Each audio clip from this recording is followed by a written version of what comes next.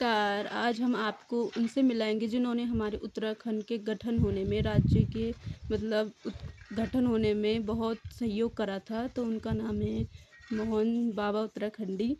तो आज हम उनसे मिलाएँगे जो राज्य आंदोलनकारी हैं, जिन्होंने राज्य के गठन में बहुत सारे सहयोग करा था और जिन्होंने दाढ़ी भी नहीं कटवाई थी उस समय। जबकि भी हम जैसे युवा लोग तो उस समय अपने करियर में, ब्यूटी में बहुत सारी चीज़ों में ध्यान देते हैं। तो आइए हम उनसे मिलते हैं। मैं तो बहुत एक्साइटेड हूँ, चलो मिलते हैं। तो अपना परिचय दीजिए। देखिए, मेरा नाम मोहनचंद शर्मा है।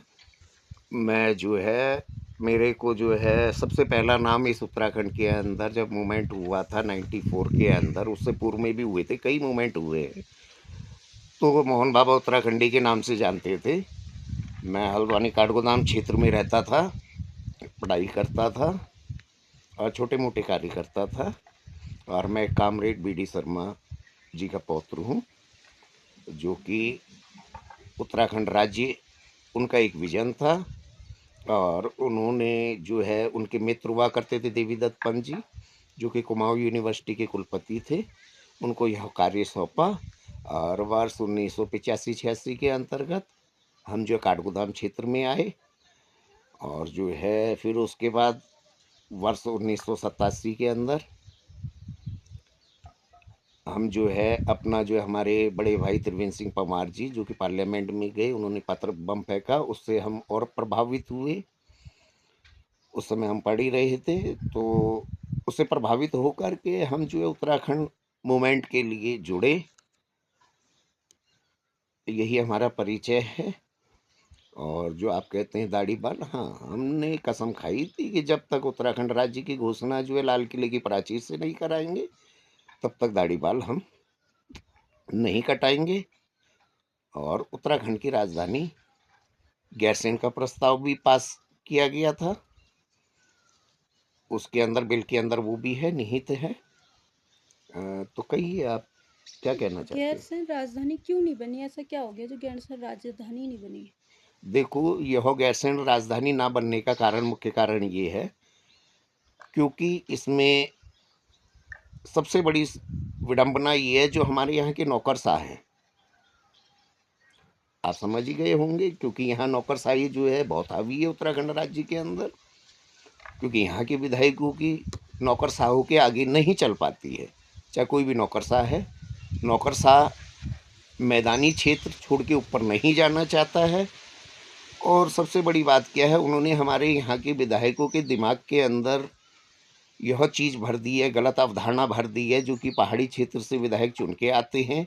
उन्हीं पहाड़ी क्षेत्र के विधायक गण जो हैं, विधानसभाओं से चुन के आने वाले वही विधायक गण, उन्हीं को ही गैरसैंण भराड़ीसैंण में गर्मियों में ठंड लगती है, एक सत्र चलाना भी बड़ा मुश्किल होता है। 2 से 3 दिन में वो सब भाग जाते हैं, क्योंकि नौकरशाहों को ठंड लगती है। तो नौकरशाहों ने कहा कि अब हमें तो ठंड लगती है, हम नहीं कह सकते, क्यों ना विधायकों से कहलवा दें। उसका मुख्य कारण ये है। और अगर यदि गैरसैंण राजधानी बनती तो इससे पूरे पहाड़ से होने वाला माइग्रेशन घटता और पहाड़ों में जो है रोजगार के नए नए अवसर उत्पन्न होते। और माइग्रेशन के कारण ही जो पहाड़ों का अस्तित्व, इन्होंने पर्यावरण का जो अस्तित्व है वो खत्म कर दिया है। कहिए और क्या कहना चाहते हैं आप? तो जब हमारा उत्तराखंड का गठन हुआ था, उससे पहले का माहौल कैसा था और क्यों उत्तराखंड का गठन करवाया गया? देखो, उत्तराखंड राज्य के गठन के लिए जो मांग उठी, उसका मुख्य कारण क्या था? क्योंकि हमारे यहाँ के पर्वतीय क्षेत्रों में जो विकास था वो विकास नहीं था, क्योंकि सड़कों से गांवों को जोड़ना बहुत ज़रूरी था। समस्याएं थी, बहुत दूरस्थ गांव थे, तो वो गांव अगर यदि सड़कों से जुड़ते, एक तो सबसे बड़ी समस्या क्या थी, स्कूल नहीं थे, स्कूलों की संख्याएं कम थी, शिक्षा की कमी, स्वास्थ्य की कमी, और उसके साथ साथ जो है रोजगार की कमी, जिसके लिए हमारे यहाँ के उत्तराखंड के युवाओं को अन्य राज्यों में जाना पड़ता था रोजगार के लिए। तो वहीं जो है समस्याएं थी, बेचारी महिलाएं अपना यहाँ जो है बच्चों के साथ खेती बाड़ी मवेशी पालन इत्यादि करा करती थी, तो उनके साथ भी समस्याएं थी, देखरेख की दिक्कतें थी। यही मुख्य अवधारणा थी उत्तराखंड राज्य की। और हमारी जो भौगोलिक स्थितियां हैं वह उत्तर प्रदेश से मैच नहीं करती हैं, और ना ही हमारी संस्कृति उत्तर प्रदेश राज्य से मैच करती है, ना ही रीति रिवाज करते हैं। यही मुख्य कारण है जो कि 1956 के अंदर फजल अली आयोग की सिफारिश में कहा गया था। यही मुख्य कारण है उत्तराखंड राज्य बनाने का। तो फजल अली आयोग क्या था? देखिए, 1952 के अंदर एक बहुत बड़ा मूवमेंट हुआ था इस राज्य के लिए। तो उस दौरान उसके बाद जो है नेहरू जी की सरकार में उस समय हमारे माननीय गोविंद बल्लभ पंत जी गृह मंत्री थे, तो आयोग बना था। उसी आयोग के हिसाब से ये तमाम जो है आप देख रहे होंगे, जैसे मणिपुर, मिजोरम, हिमाचल, या फजल अली आयोग की जो सिफारिशें थी, बोली, भाषा, भौगोलिक स्थितियाँ, रीति रिवाज के अनुसार ही ये राज्य बने। वही हमारा परिदृश्य था। वह रिपोर्ट जो है वो जारी करते हुए जो है यह उत्तराखंड का गठन किया जाए। Simply that's question. तो उत्तराखंड के गठन होने में मतलब परेशानी क्या क्या आई थी? देखिए, उत्तराखंड के गठन होने में बहुत समस्याएं आई, क्योंकि यह इतना बड़ा वृद्ध आंदोलन भारत ही नहीं पूरे विश्व के इतिहास के अंदर सबसे बड़ा आंदोलन जो हुआ वह था उत्तराखंड राज्य का। और इस राज्य आंदोलन की जो है वर्ष 1994 के अंदर जो वृद्ध आंदोलन हुआ, आंदोलन तो 1952 से ही चल रहे थे राज्य के लिए। 87 में, 92 में, बार बार बीच बीच में क्षेत्रीय दल हमारे यहाँ का उत्तराखंड क्रांति दल जो है मूवमेंट करते जा रहा था। तो उस समय क्या हुआ, वर्ष 1994 की बात है। तो हम उस समय उत्तर प्रदेश में हुआ करते थे, हम भी पढ़ा करते थे। तो जो है क्या हुआ, हमारे यहाँ शिक्षण संस्थानों के अंदर 27% जो आरक्षण था वह मुख्य कारक बना, क्योंकि जो 27% आरक्षण जो है हमारे उस समय के उत्तर प्रदेश के मुख्यमंत्री मुलायम सिंह यादव जी ने करा। क्योंकि हमारे यहाँ पर्वतीय क्षेत्र के अंदर ओबीसी 0% भी नहीं था, तो हमारे यहाँ की शिक्षा प्रभावित हो रही थी, जिसके लिए हमारे तमाम डिग्री कॉलेज के छात्र, इंटर कॉलेज के छात्र ने बीड़ा उठाया कि भाई हम 27% आरक्षण का विरोध करेंगे, ये हमारे यहाँ लागू नहीं होना चाहिए। तो उस मामले को ही कन्वर्ट करा उत्तराखंड क्रांति दल ने।